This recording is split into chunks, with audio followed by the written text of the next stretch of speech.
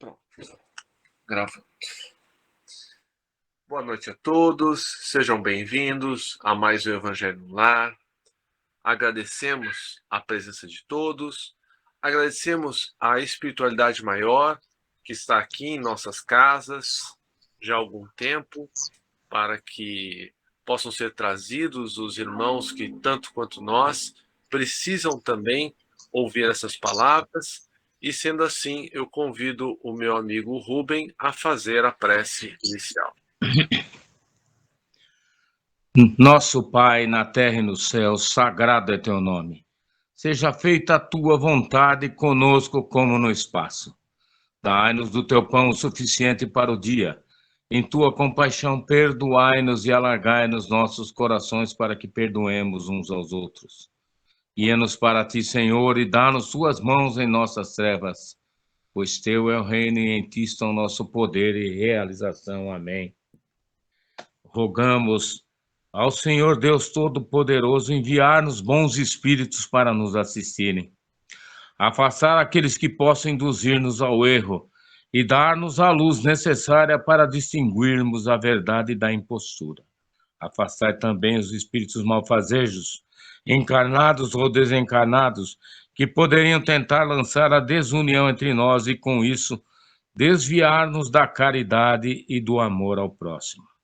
Se alguns procurarem penetrar nesse recinto, fazei que não encontrem acesso em nossos corações. Bons espíritos, que vos dignais vir instruir-nos, tornai-nos dóceis aos vossos conselhos, afastai-nos de todo pensamento egoísta, de orgulho, de inveja e de ciúmes. Inspirai-nos a indulgência e a benevolência para com os nossos semelhantes presentes ou ausentes, amigos ou inimigos. Fazei, enfim, que pelos sentimentos que nos animarem, possamos reconhecer a vossa salutar influência. Dai aos médiuns que encarregardes de nos transmitir os vossos ensinamentos a consciência da santidade do mandato que lhes é confiado e da gravidade do ato que vão praticar, a fim de que o façam com o fervor e o recolhimento necessários. Se estiverem entre nós pessoas que foram atraídas por outros sentimentos que não o do bem, abre os seus olhos à luz, Senhor, e perdoai-as como nós as perdoamos se vieram com intenções malfazejas. Pedimos especialmente aos sagrados espíritos da luz, aos nossos guias espirituais, para nos assistirem e velarem por nós neste ato, assim seja. Amém. Que assim seja. Assim seja. Rosângela, Roseli, quem sorteou o tema? Zaninha, pode escolher você hoje, querida. Rosinha, eu não estou conseguindo abrir, vai ter que ser você. Espera aí. Vou deixar abrir aqui.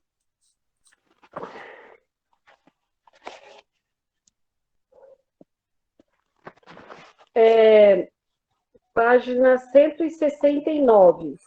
Se alguém vos bater na face direita, apresentai-lhe também a outra.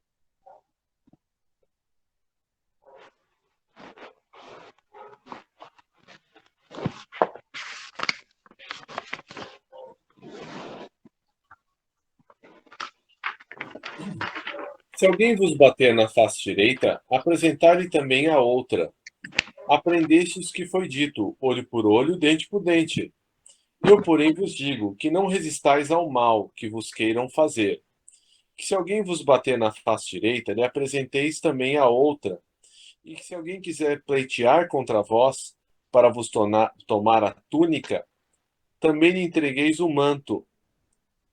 E que se alguém vos obrigar a caminhar 1000 passos com ele, caminhei mais de 2000. Dai aquele que vos pedir, e não repilais aquele que vos queira tomar emprestado. Os preconceitos do mundo, o que se convencionou chamar ponto de honra, produzem essa suscetibilidade sombria, nascida do orgulho e da exaltação da personalidade, que leva o homem a retribuir uma injúria com outra injúria, uma ofensa com outra, o que é tido como justiça por aquele cujo senso moral não se acha acima do nível das paixões terrenas. Por isso é que a lei mosaica prescrevia olho por olho, dente por dente, de harmonia com a época em que Moisés vivia. Porque na época em que Moisés vivia, a violência era muito maior. Então, Moisés, né, colocou olho por olho, dente por dente, para limitar a violência, né? Porque senão a violência se estenderia a toda a família. Veio Cristo e disse: retribuiu o mal com o bem. E disse ainda: não resistais ao mal que vos queiram fazer. Se alguém vos bater numa face, apresentai-lhe a outra. Ao orgulhoso, este ensino parecerá uma covardia, porquanto ele não compreende que haja mais coragem em suportar um insulto do que em tomar uma vingança. E não compreende porque sua visão não pode ultrapassar o presente. Dever-se-á, entretanto, tomar ao pé da letra aquele preceito? Tão pouco quanto o outro que manda se arranque o olho quando for causa de escândalo. Levado o ensino às suas últimas consequências, importaria ele em condenar toda a repressão, mesmo legal, e deixar livre o campo aos maus, isentando-os de todo e qualquer motivo de temor. Se lhes não pusesse um freio às agressões, bem depressa todos os bons seriam suas vítimas. O próprio instinto de conservação, que é uma lei da natureza, obsta a que alguém estenda o pescoço ao assassino, enunciando, pois, aquela máxima. Não pretendeu Jesus interdizer toda defesa, mas condenar a vingança, dizendo que apresentemos a outra face que nos haja batido numa, disse sob outra forma que não se deve pagar o mal com o mal, que o homem deve aceitar com humildade tudo que seja de molde a lhe abater o orgulho, que maior glória lhe advém de ser ofendido do que de ofender, de suportar pacientemente uma injustiça do que de praticar alguma, que mais vale ser enganado do que enganador, arruinado do que arruinar os outros. É ao mesmo tempo a condenação do duelo, que não passa de uma manifestação de orgulho. Somente a fé na vida futura e na justiça de Deus, que jamais deixa impune o mal, pode dar ao homem forças para suportar com paciência os golpes que lhe sejam desferidos nos interesses e no amor próprio. Daí vem a repetirmos incessantemente: lançai para diante o olhar. Quanto mais vos elevardes pelo pensamento acima da vida material, tanto menos vos magoarão as coisas da terra. Rubem, comentários? Sim, Pedro. Vamos analisar, né, essa temática, né, à luz do Espiritismo, à luz dos ensinamentos de Jesus. Jesus não foi um emissário da espada, um gladiador que levava o luto e a morte às famílias, né, e à sociedade, mas sim o médico das almas, o príncipe da paz, o mensageiro da concórdia, né, da cura. Enfim, era um expoente maior, né, da fraternidade que a humanidade já teve a oportunidade de conviver, né? Aqueles que tiveram essa benesse, né, de estar próximo do Filho de Deus, né? É admirável, né, ver esse grande evangelizador, né, em meio àqueles indivíduos desprovidos, né, de amparo da sociedade, aqueles excluídos, né, a quem ele levava a sua palavra, né, os tesouros do seu amor, falavam a linguagem do céu, né, e convidava a todos, nas suas preleções, à regeneração, à busca da perfeição, da evolução espiritual, né, e, e que eles pudessem entrever um futuro, né, que é algo que nós podemos analisar nos dias de hoje. Parece que os nossos jovens não vislumbram um futuro, né? Eles querem viver o, o momento, o aqui e agora, né? E Jesus, já naquela época, né, animava aquele povo, né, com suas preleções, né, com seus ensinamentos, né, com suas curas, suas atitudes benévolas, né, para com todos aqueles necessitados. E assim devemos nós proceder, né? É claro que nós não dispomos né, dos dons do Espírito Santo que foram concedidos, né, no dia de Pentecostes aos apóstolos, né? Mas estamos aqui, né, contribuindo com a nossa pequena parcela, não, Fred? E nossos demais irmãos. Obrigado.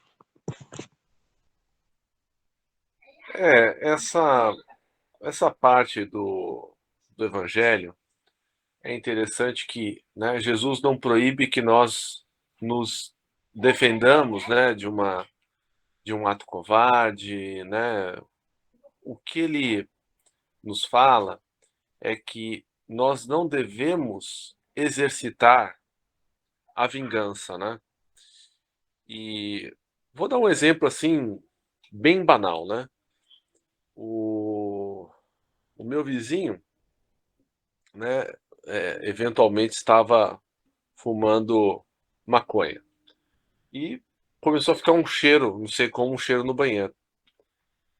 E daí eu pensei, nossa, eu vou colocar o nome do vizinho todo dia no centro espírita, nas vibrações, né?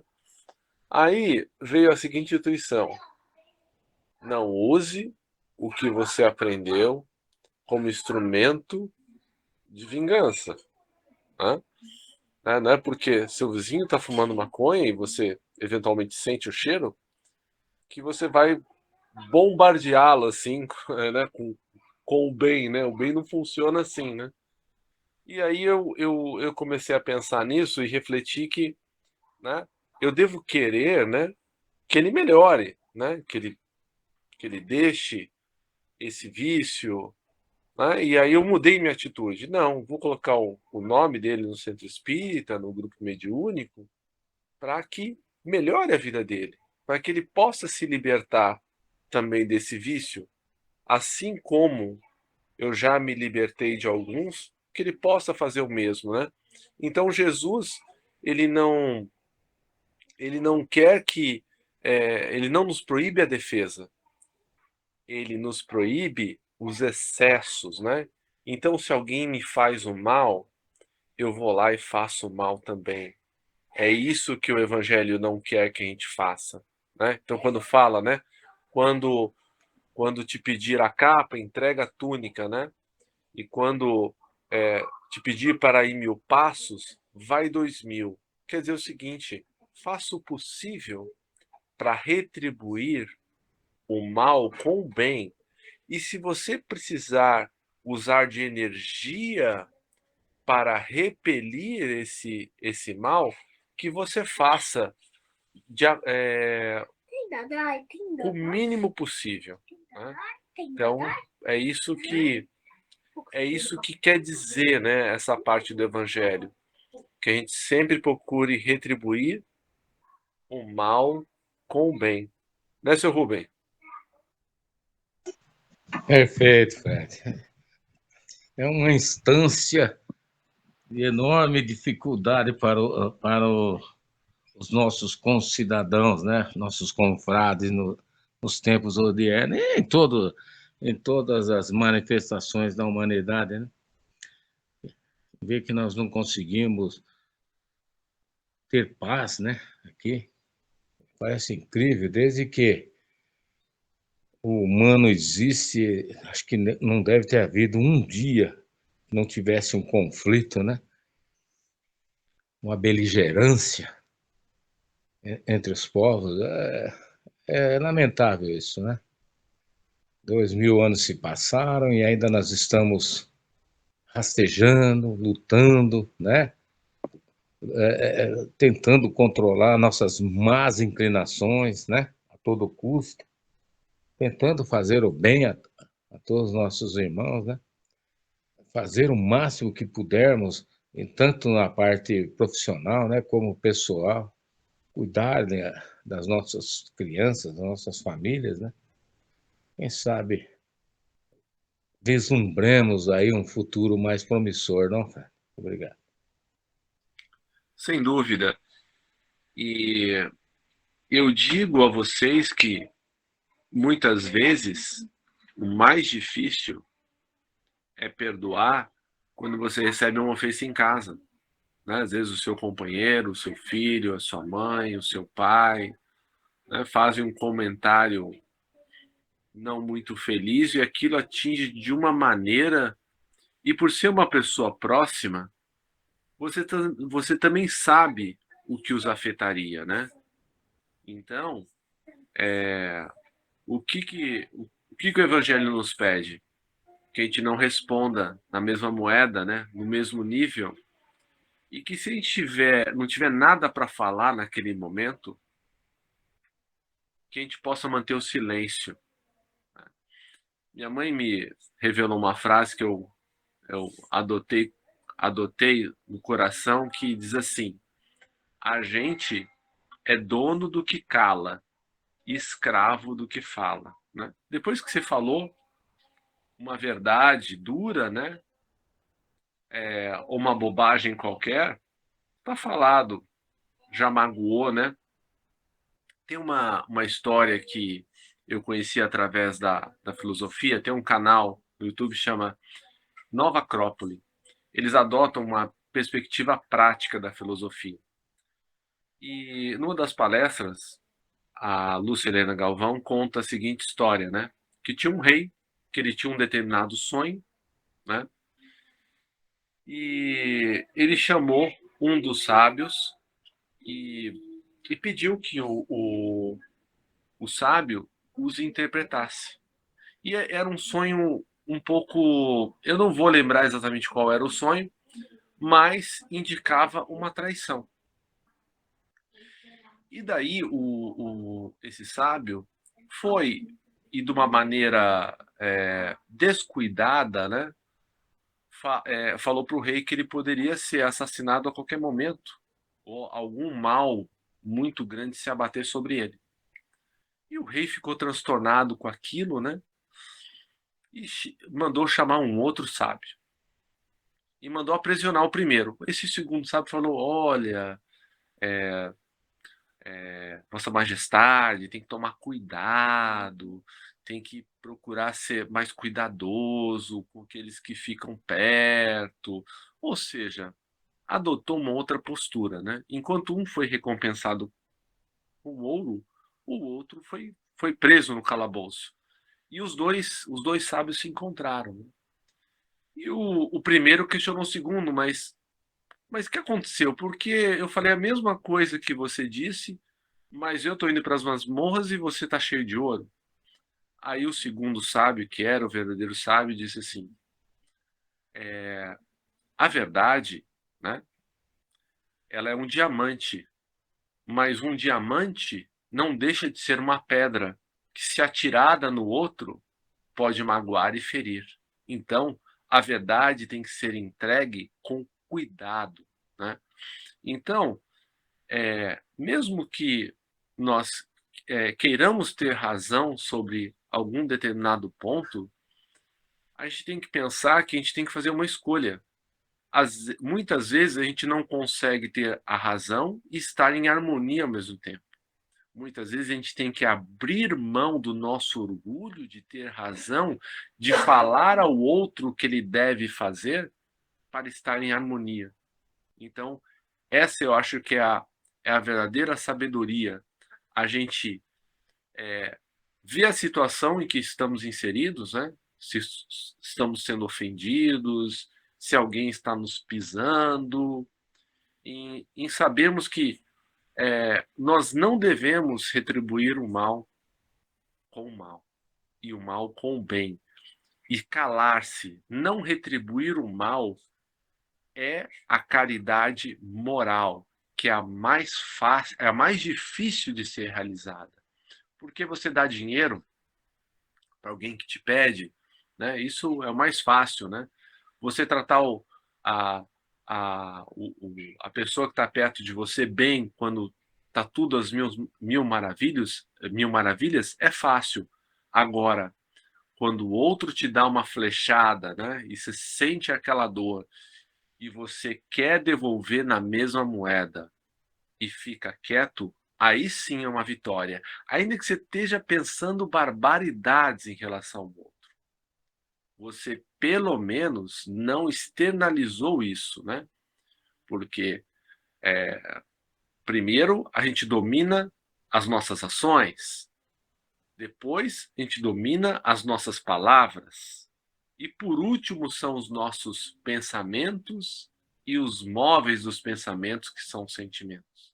Então, que a gente possa retribuir sempre o mal com o bem. Alguma complementação? Fred.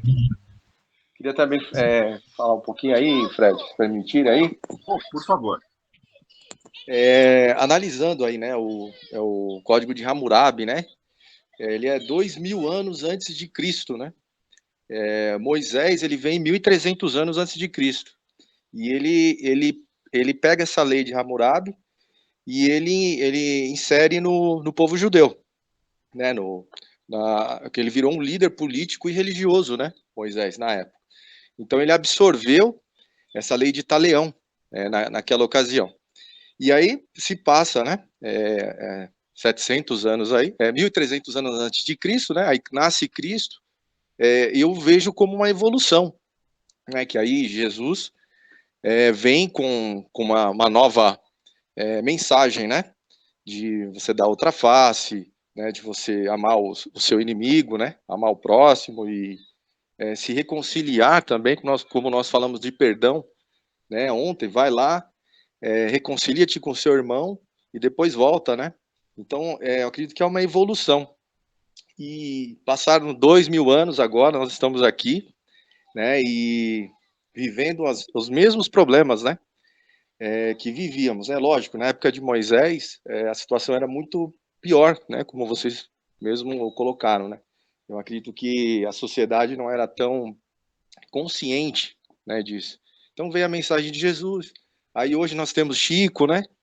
Chico Xavier, que foi uma luz aí pra gente, Divaldo, né? Que ele fala que você tem que pagar o mal que te fazem com o bem, né? Que ele anula o mal que a outra pessoa fez para você. Então eu vejo que é uma evolução. E a gente tem que entender essas mensagens e se adequar.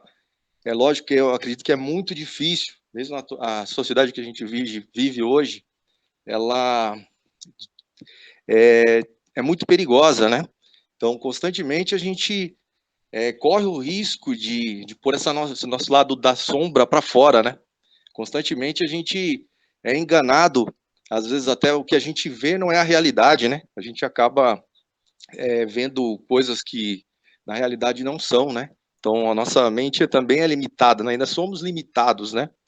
E vivemos ainda numa sociedade violenta, né? Com muita desigualdade, como você comentou. Então, de fato, é importante a gente fazer essa análise e tentar melhorar, né?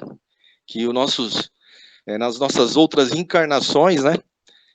Sempre um pouquinho, a gente evoluindo um pouquinho mais, para a gente conseguir sair desse ciclo, né? E, de fato, encontrar a iluminação aí, que acho que esse é o nosso caminho. Obrigado. Gratidão aí. Imagina, muito obrigado pela contribuição, Leandro. Mais algum comentário? Só para complementar, Fred, parafraseando o nosso grande mentor, né?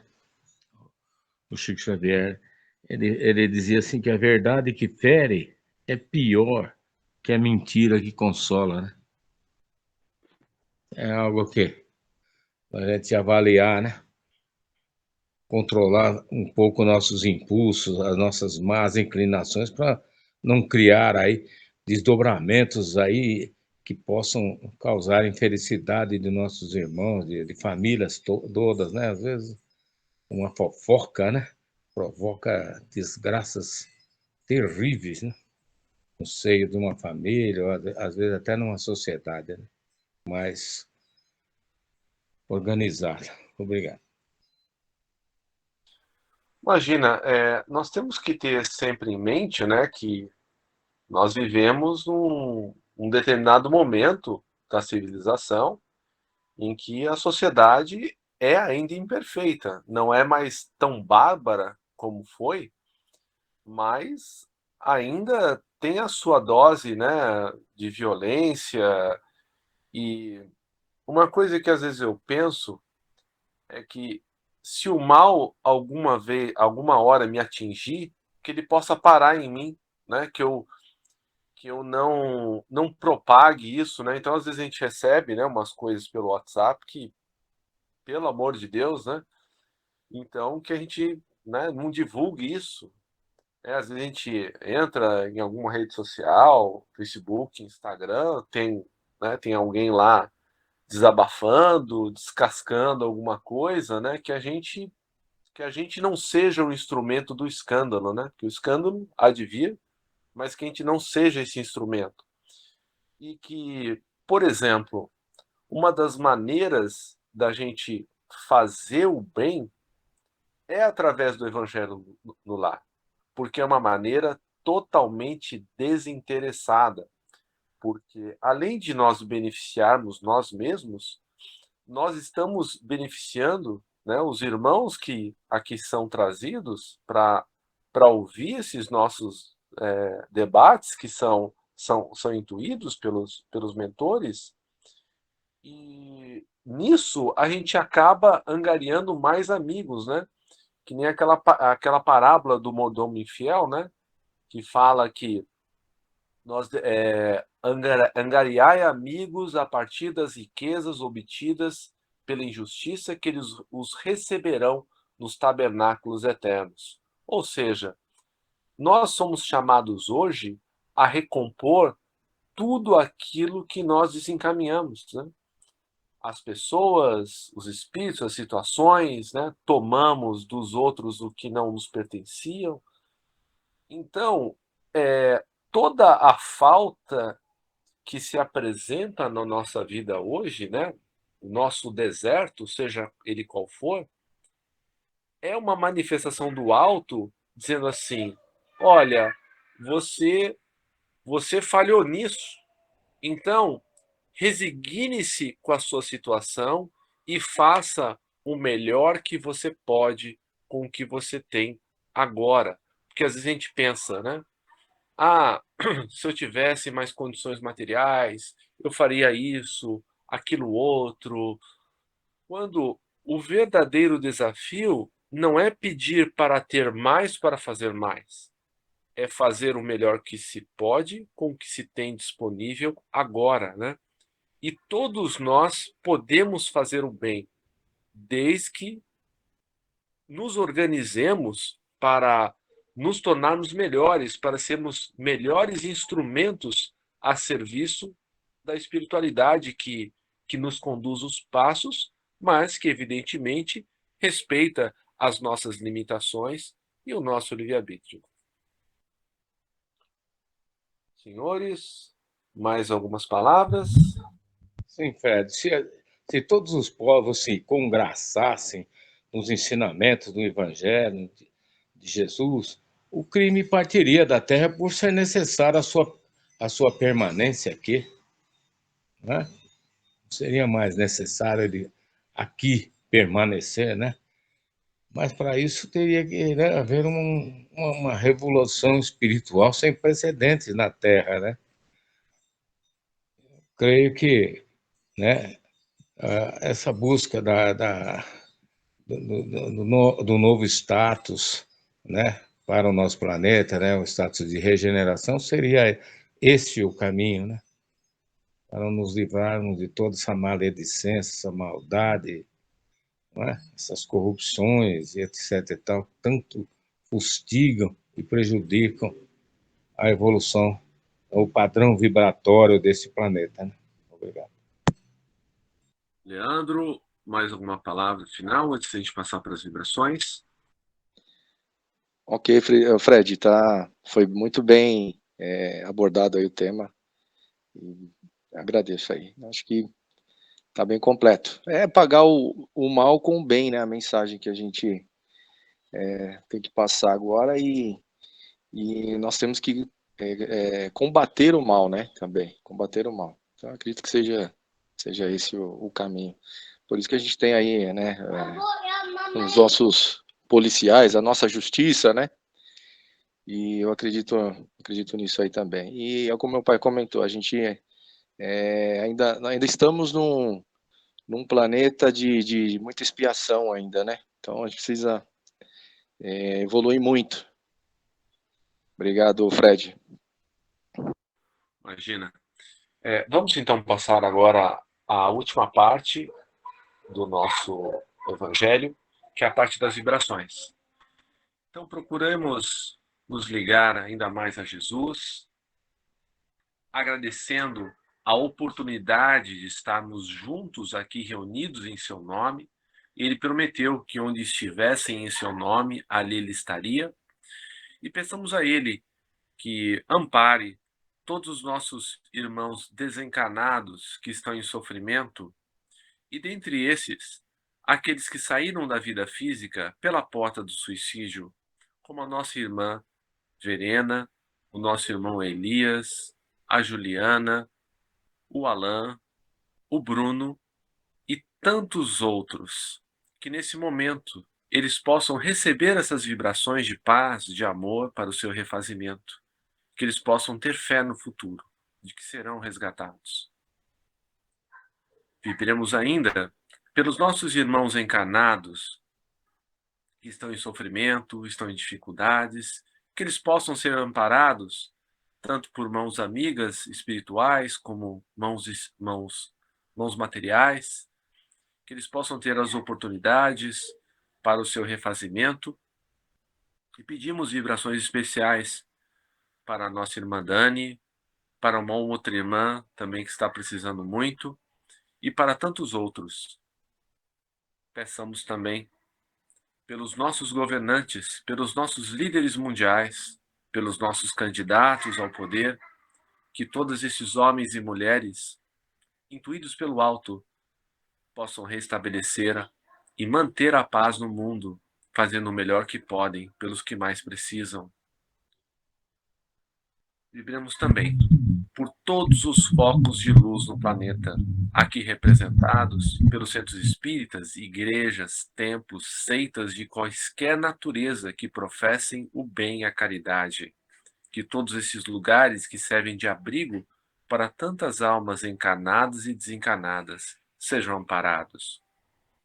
E, por fim, pedimos por nós, que possamos ser fortalecidos no caminho do bem, que possamos adquirir aquela bravura da alma que o Evangelho tanto nos conclama em face das vicissitudes que são postas em nossos caminhos para o nosso aprimoramento, que possamos cumprir com coragem os nossos deveres onde quer que eles nos levem, fazendo a nossa pequena parte na construção do reino de regeneração que Jesus nos prometeu, mas que começa no coração de cada um de nós. Que assim seja.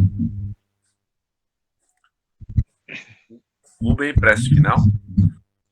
Agradecemos aos bons espíritos que vieram comunicar-se conosco. Pedimos que nos ajudem a pôr em prática as instruções que nos deram e façam que cada um de nós, ao sair daqui, seja fortificado na prática do bem e do amor ao próximo. Desejamos igualmente que essas lições sejam proveitosas para os espíritos sofredores, ignorantes ou viciosos, que puderam assistir a esta reunião e para os quais suplicamos a misericórdia de Deus. Assim seja. Que assim seja. Uma boa noite a todos. Leandro, obrigado pela presença, que você possa participar conosco mais vezes. Presença garantida todos os dias aí, Fred. Legal. Uma boa noite para vocês todos. Boa noite. Boa noite. Boa noite. Boa noite.